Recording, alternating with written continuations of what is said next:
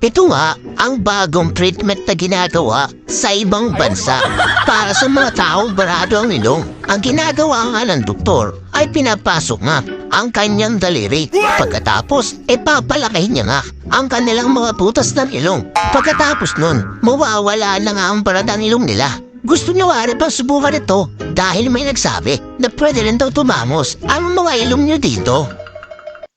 Yung iba nga sa sobrang paggamit nito, nagiging maluwag na ang butas nito. Tulad ng butas ng ilong na masama mo pag lagi itong ginagamit. Pag regular na pinapasukan ng daliri, nagiging normal na lang sa kanya ang pagpasok nito. Ngunit kung sa tingin mo naman ito ay hindi papasok at kakasya ang isang daliri, ganito ang gawin mo.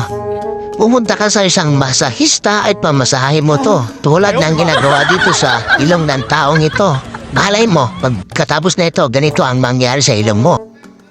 O diba, kaparehas mo na sa ilong Ranger doon sa pelikula.